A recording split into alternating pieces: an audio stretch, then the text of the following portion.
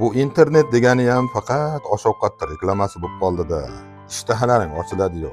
Umring uzoq bo'lginlar. Hali pensiya chiqishiga ancha vaqtim bor. O'g'illarimga oshxona palovdan aytsammikin ha? Yo'q. Ularning ham sharoiti hozir qanaqa emas, Xudo yetkazar.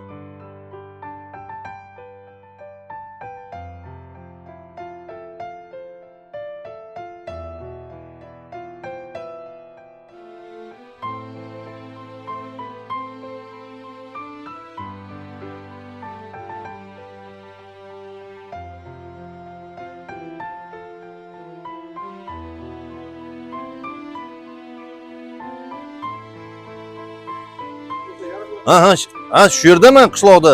Sentrdagi Burxon akaning osh markazidami? Bilasan-ku, dadamlar Burxon akamning oshini yaxshi ko'radilar. Bo'pti, xo'p, kelaver, shu yerda bo'laman. Xo'p.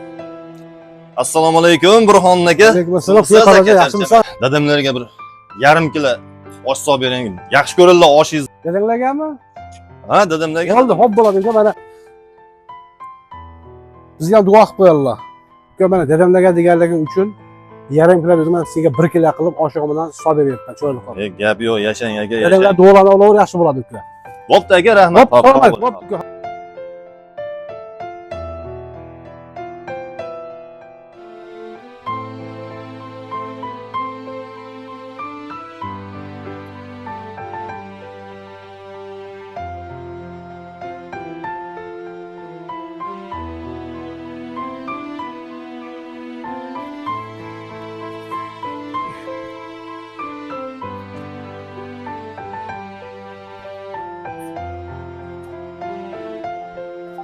Aka rasman akamdan yetib keldilar.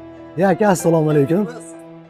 Aka, yaxshi keldingizmi? Sog'ling. Nimalar ko'taribsan qo'lingda? Mana tayyor osh olib kelyapman-ku. Nima bu? Aka, 2 dona shashlik olib oldim. Qo'yavering, oshga qo'shib yeymiz.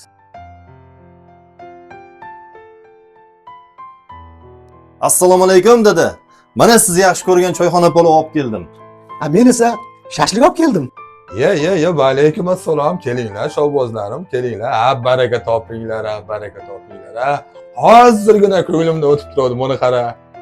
Allohim, menga mana shunday farzand degan ulug' ne'matni nasib etganingga shukr.